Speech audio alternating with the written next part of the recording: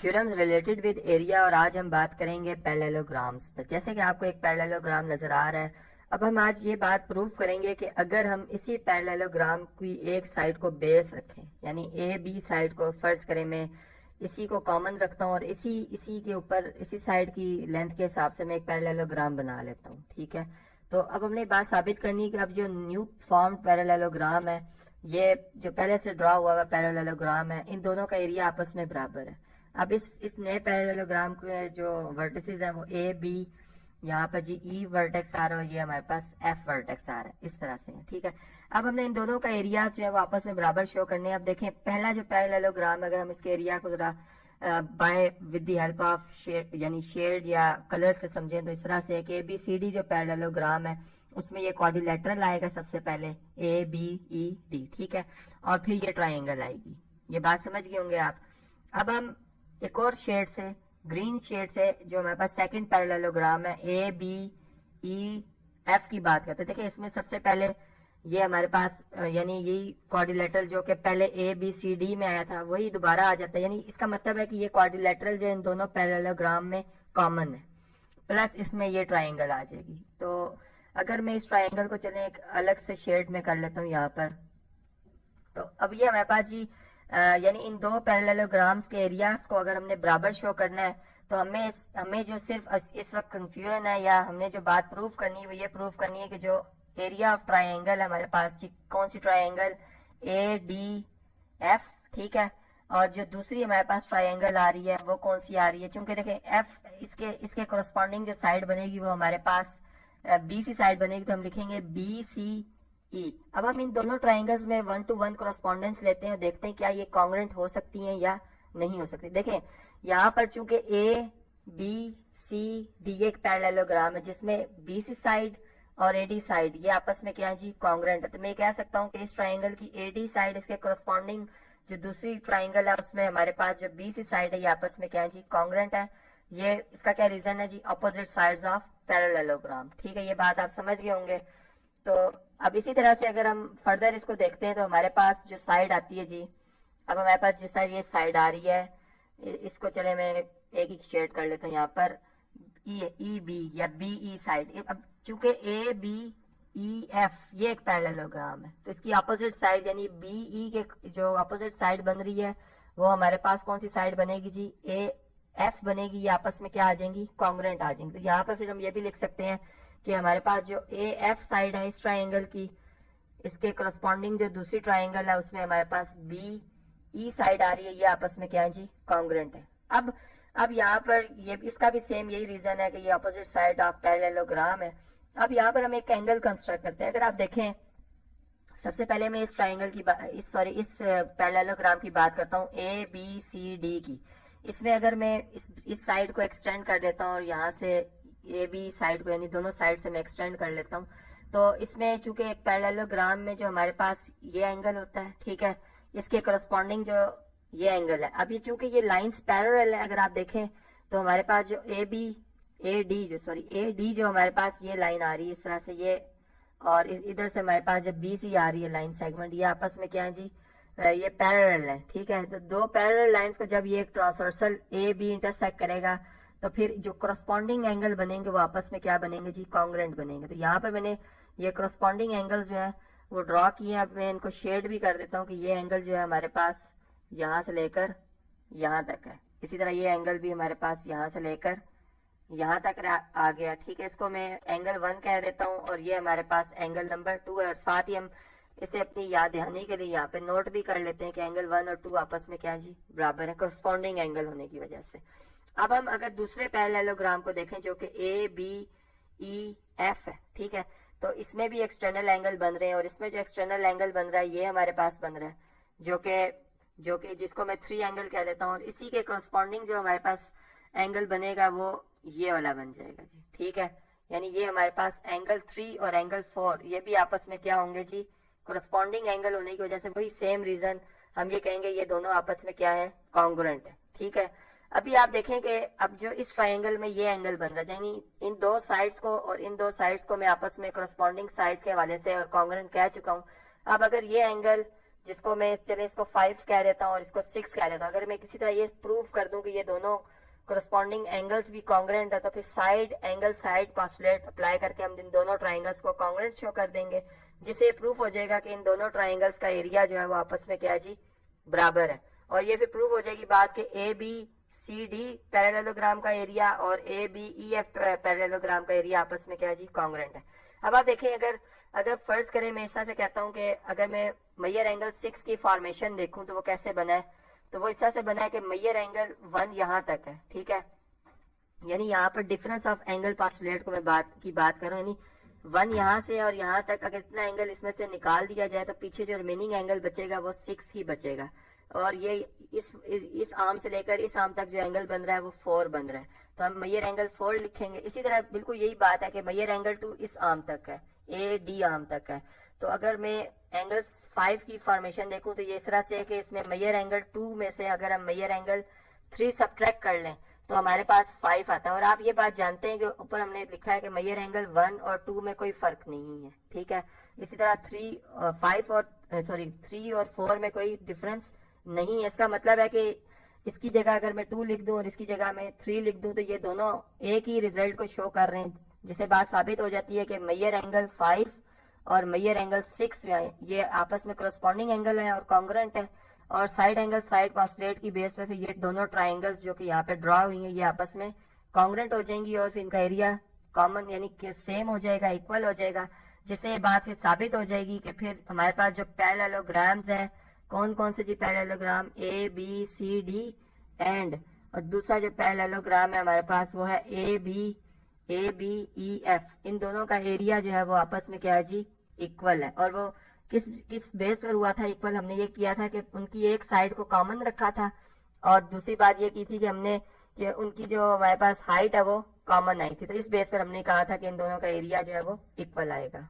कुछ इस तरह से है कि अगर हमारे पास दो पैरेललोग्राम्स हों, ठीक है, और उनकी एक साइड यानी जो बेसिस है वो सेम हो जाएं, वो क्या हो जाएं जी, बेसिस कॉन्ग्रेंट हो जाएं, इक्वल हो जाएं, और फिर अगर हम उनको सेम एल्टीट्यूड यानी उनका उन्हें एक और सिमिलरिटी ये रखी जाए कि अगर उनका एल्टीट्यूड सेम रखा जाए तो फिर वो दोनों पैरेललोग्राम्स जो है उनका जो एरिया होगा वो इक्वल होगा। यानी यहाँ पर अब ये थ्योरम हम कैसे प्रूव कर सकते हैं, इसके लिए यहाँ हम कंस्ट्रक्ट करेंगे जी लाइन को, ठीक है।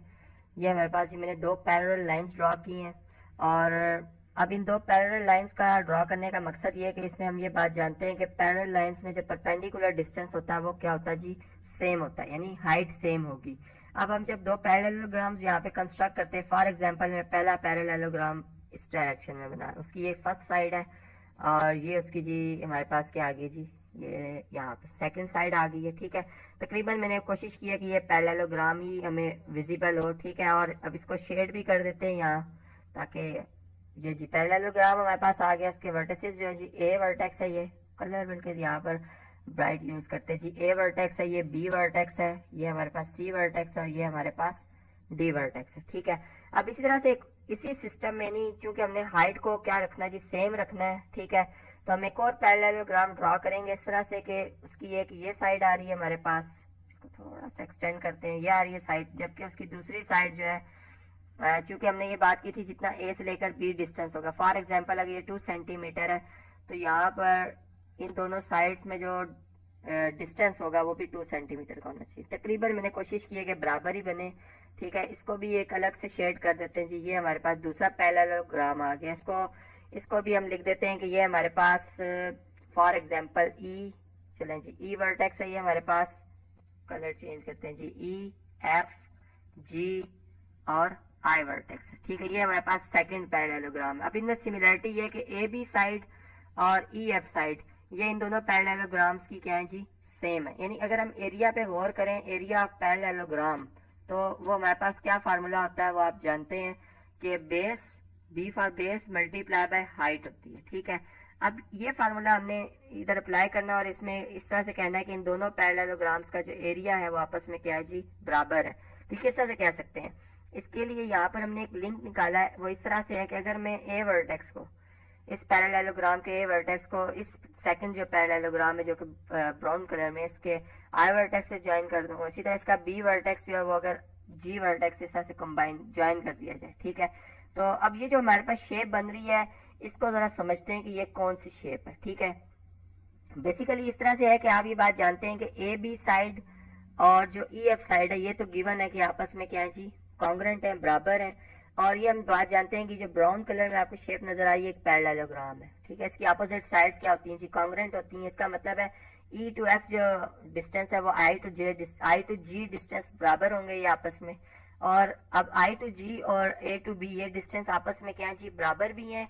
और चूंकि ये दोनों लाइंस यानी ये लाइन 1 थी और ये लाइन 2 थी जो कि मैंने आपसे कहा था कि हमने इनको पैरेलल ड्रॉ किया है, तो यहाँ पर ये बात होगी है कि जो ए बी जी आई है हमारे पास एक क्वाड्रिलेटरल है, इसकी ये साइड्स आपस में ए बी और आई जी कॉन्ग्रेंट भी है और पैरेलल भी है, तो ये एक पैरेललोग्राम है। ठीक है, यानी यहाँ पर ये भी एक पैरेललोग्राम आ गया, इसको भी हम शेड कर देते हैं जी। ये देखें जी, ये हमारे पास ये एक पैरेललोग्राम आ गया। अब इससे पहले हमने एक थ्योरम में बात प्रूफ की थी और वो ये थी कि अगर हमारे पास इस तरह से हम दो पैरेललोग्राम्स ड्रॉ करें कि उनकी जो बेस है, अगर आप देखें आई जी इन दोनों पैरेललोग्राम्स की, यानी जो आपको ब्राउन कलर में नजर आ रहा है और जो आपको लाइट ब्लू कलर में नजर आ रहा है, इसमें बेस इनकी कॉमन है। ठीक है, और प्लस इनमें जो हाइट है, अगर आप हाइट देखें तो दो पैरेलल लाइंस के दरमियान जो हाइट होती है वो तो सेम ही रहती है यहाँ पर। ठीक है, तो इसलिए इन दोनों पैरेललोग्राम्स की जो हाइट है वो कॉन्ग्रेंट आ रही है, बराबर आ रही है, जिसकी बेस पर फिर हम ये कह सकते हैं इस फार्मूला को यूज करते हुए कि इन दोनों पैरेललोग्राम्स का जो एरिया है वो आपस में क्या जी, बराबर। तो यहाँ पे फिर मैं लिख दूंगा कि एरिया ऑफ पैरेललोग्राम, पहले हम बात करें जी ए बी ब्लू कलर में जो है हमारे पास पैरेललोग्राम जी आई की। ठीक है, ये इसका एरिया किसके बराबर आ गया जी, जो हमारे पास ब्राउन कलर में पैरेललोग्राम है। ठीक है, ये पैरेलल लाइन का सिंबल ऊपर जी हमने लिख दिया जी, कौन से पैरेललोग्राम ई एफ जी आई की बात कर रहे हैं। ठीक है, ये हमारे पास ऐसे इक्वालिटी नंबर 1 आ जाती है। अब सेम यही बात इस पैरेललोग्राम के ऊपर भी अप्लाई हो रही है, चूंकि ए बी सी डी एक पैरेललोग्राम है जिसमें ए बी जी आई जो पैरेललोग्राम है वो इस तरह से हमने इससे लिंक किया हुआ है कि इसकी जो साइड ए बी है वो दोनों पैरेललोग्राम्स की कॉमन बेस आ रही है, जबकि हाइट दोनों की सेम है। तो अगेन हम ये बात करेंगे कि जो एरिया ऑफ ब्लू कलर में जो पैरेललोग्राम है उसका एरिया फिर इस पैरेललोग्राम, ये पहले इसके बल्कि यहाँ पर लिख भी देते हैं कि ए बी जी आई जो ब्लू कलर में पैरेललोग्राम, इसका एरिया जो जी सेकंड जो पैरेललोग्राम है हमारे पास ग्रीन कलर में, कौन सा जी parallelogram A B C D, ये इसके साथ इसका एरिया क्या है जी, बराबर है। ठीक है, अब आप देख सकते हैं ज्योमेट्रिकली ये शेप हमें थोड़ी डिफरेंट नजर आ रही है इन दोनों पैरेललोग्राम से, लेकिन चूंकि हमने इसको लॉजिकली प्रूफ किया हुआ है बाय थ्योरम, ये बात साबित करके आए हुए हैं और यहाँ से आपको रीजन भी बकायदा मैंने इस फार्मूला से बताया, तो ये फिर हमारे सामने जो रिजल्ट आ रहा है वो कुछ इस तरह से आ रहा है कि ये जो हमारे पास दोनों पैरेललोग्राम्स हैं, यहाँ पे ट्रांजिटिव प्रॉपर्टी ऑफ इक्वालिटी की बेस पे अगर इक्वेशन 1 और 2 को कंबाइन कर दें तो फिर ये दोनों जो हमारे पास पैरेललोग्राम्स हैं ए बी सी डी और ई एफ जी आई, इन दोनों का जो एरिया है वो आपस में क्या है जी, कॉन्ग्रेंट है। तो यहाँ पे फिर इसको मैं सेम कलर कर देता हूँ यहाँ पर, और यहाँ भी हमारे पास इसके लिए चले जी मैंने ब्राउन कलर किया था, यहाँ ब्राउन कलर कर देता हूँ। ये बात फिर प्रूफ हो गई है कि ये दोनों जो हमारे पास पैरेललोग्राम्स हैं ये आपस में एरियाज में आपस में क्या है जी, कॉन्ग्रेंट है। तो आज के इस लेक्चर में हमने बात समझी कि जब भी हम दो पैरेललोग्राम्स इस तरह से ड्रॉ करते हैं कि उनकी जो बेस साइड है वो अगर आपस में क्या हो जाए जी, मेजरमेंट में बराबर हो जाए और उनकी हाइट अगर सेम रखी जाए तो फिर वो हमेशा उनका जो एरिया होता है वो आपस में क्या होता है जी, कॉन्ग्रेंट होता है। इस प्रॉब्लम के मुताबिक कुछ इस तरह से हमने बात शो करनी है कि अगर हमारे पास एक पैरेललोग्राम है और अगर इसकी कोई सी दो अपोजिट साइड्स, जैसे फॉर एग्जांपल मैं ए बी साइड और डी सी साइड की बात करता हूँ कि अगर मैं इनके मिड पॉइंट्स को आपस में इस तरह से ज्वाइन करूँगा, एक लाइन सेगमेंट लूँ और इनके मिड पॉइंट्स को आपस में ज्वाइन कर दूँ उस लाइन सेगमेंट से, तो वो लाइन सेगमेंट जो है वो इस पैरेललोग्राम को फर्दर टू मोर, यानी जो हमारे पास इसमें पैरेललोग्राम्स जो है वो बन जाएंगे और उनका एरिया जो है वो आपस में क्या होगा जी, वो पैरेललोग्राम्स आपस में इक्वल होंगे, यानी उनका एरिया आपस में इक्वल होगा। अभी हम कैसे इसे प्रूव कर सकते हैं, देखें। इसके लिए हम ऐसा करते हैं कि ये हमारे पास फॉर एग्जांपल मैं कहता हूँ जी एक मिड पॉइंट हमारे पास था, जी हमारे पास m और एक है हमारे पास n।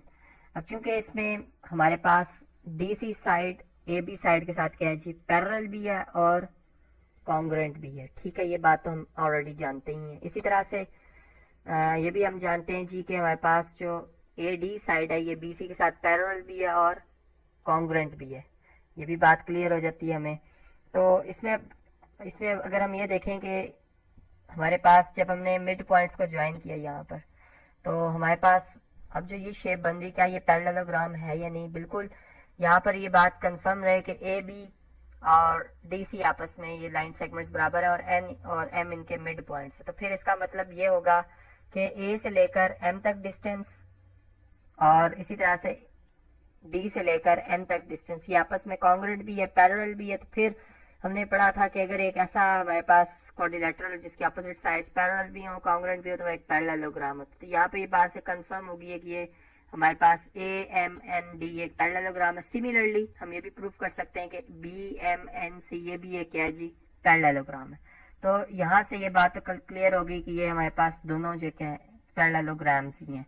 और फर्दर अब हमने ये प्रूफ करना है कि इन दोनों की जो एरिया है वो आपस में इक्वल है। तो इसको हम कैसे प्रूफ कर सकते हैं? आप ये देखेंगे, अगर हम ए से लेकर एम तक अगर मैं इसे बेस रखता हूँ फर्स्ट पैरेललोग्राम की, और सेकंड जो पैरेललोग्राम है उसकी बेस अगर मैं बी एम रखता हूँ, ठीक, ये बेसिस आपस में इक्वल है। क्यों इक्वल है जी?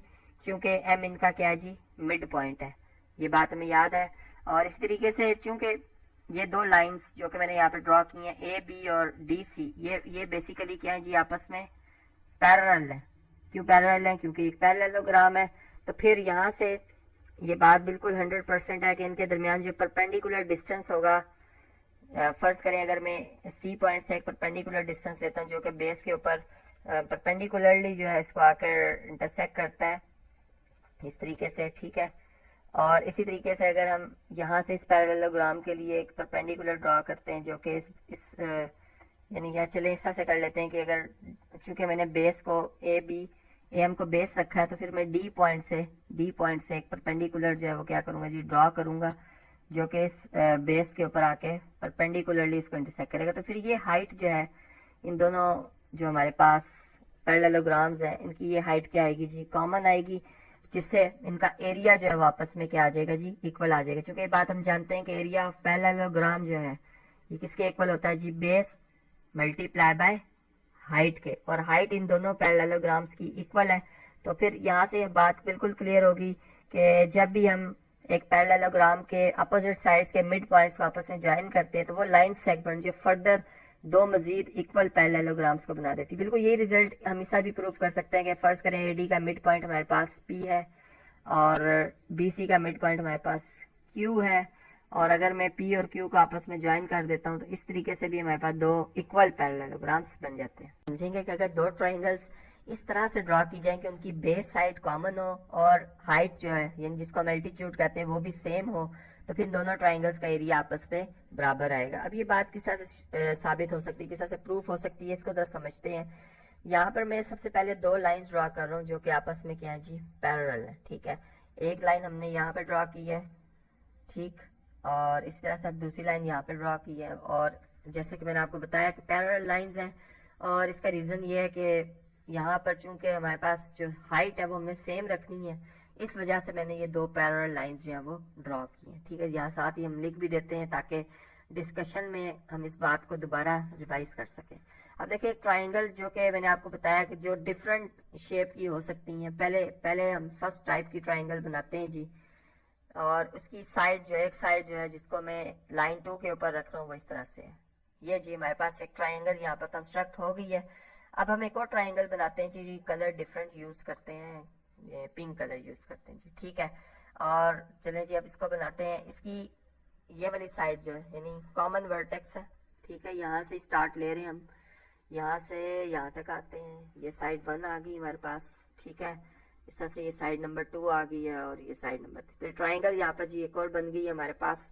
अब इनके जो वर्टिसेस हैं उनको भी लेबल कर देते हैं कि कौन कौन से वर्टिसेस आ रहे हैं। जैसे ये ए वर्टेक्स है, पहले मैं व्हाइट कलर की ट्राइंगल की बात करूँ, ये बी वर्टेक्स है और ये हमारे पास जी सी वर्टेक्स है। तो ये ट्राइंगल यहाँ पर कंप्लीट हो गया। अब इसी तरह दूसरी ट्राइंगल जो कि पिंक कलर में, उसमें ए वर्टेक्स है, ये बी वर्टेक्स है और ये हमारे पास डी वर्टेक्स है, ठीक है। तो ये दो ट्राइंगल्स यहाँ पर कंस्ट्रक्ट हो जाती है। अब हमने बात साबित करनी है कि ट्राइंगल जो हमारे पास है कौन सी जी, ए बी सी, और दूसरी ट्राइंगल है कौन सी है जी, वो है जी ए बी डी। इन दोनों का जो एरिया वो आपस में क्या है जी, बराबर है, ठीक है। एरिया क्या आपस में इक्वल है।